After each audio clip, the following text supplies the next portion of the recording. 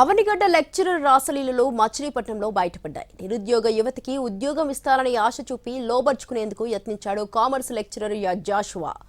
భర్త పరాయి స్త్రీతో ఉండగా రెడ్ హ్యాండెడ్ గా పట్టుకొని చితకబాదింది భార్య.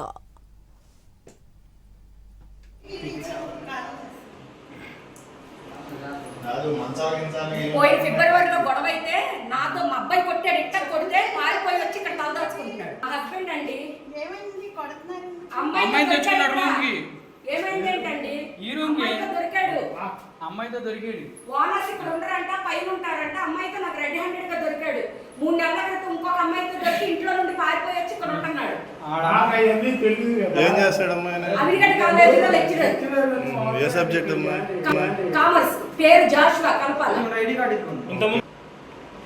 నాకు 2 కొడుకులండి. మా పెద్ద అబ్బాయి డాక్టర్ చదువుతున్నాడు. మొన్న కొడుకు కొడితే అవనిగడ్డ ప్రభుత్వ కాలేజ్లో కామర్స్ లెక్చరర్ గా పనిచేస్తున్న జాషువా ఉద్యోగ వేటలో ఉన్న యువతిపై కన్నేశాడు. మచిలీపట్నంలో ఓ ఇంటిని అద్దెకి తీసుకొని ఆ యువతిని తీసుకెళ్లాడు. ఉద్యోగం కావాలంటే తన కోరిక తీర్చాలంటూ ఆమెను లోబర్చుకునేందుకు యత్నించాడు. అప్పటికే నిఘా పెట్టిన భార్య ఆ ఇంటికి వెళ్లి జాషువాను పట్టుకుని నిలదీసింది.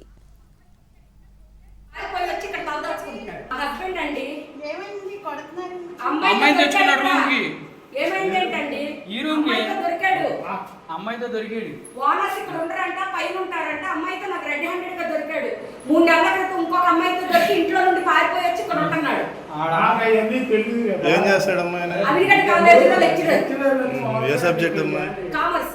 కొంతకాలంగా భార్యాభర్తల మధ్య వివాదాలు కొనసాగుతుండటంతో బందర్లో నివసిస్తున్నాడు జాషువా. భర్త దురాగతాలను బయటపెడుతూ హ్యూమన్ రైట్స్ ఆర్గనైజేషన్ ను ఆశ్రయించింది బాధితురాలు. వారి సహకారంతో పోలీసులకు ఫిర్యాదు చేసింది. 25 ఏళ్ల క్రితం తనను పెళ్లి చేసుకున్న జాషువా పలువురితో వివాహేతర సంబంధాలు కొనసాగిస్తూ తనతో గొడవలు పడుతూ ఉండేవాడని ఆరోపిస్తోంది భార్య. గతంలో పలువురు యువతులను వివాహం చేసుకుంటారని నమ్మించి మోసం చేశాడని, వివాదాలు తలెత్తితే రాజకీయ నాయకుల అండదండలతో రాజీలు చేసుకున్నాడని ఆరోపించింది.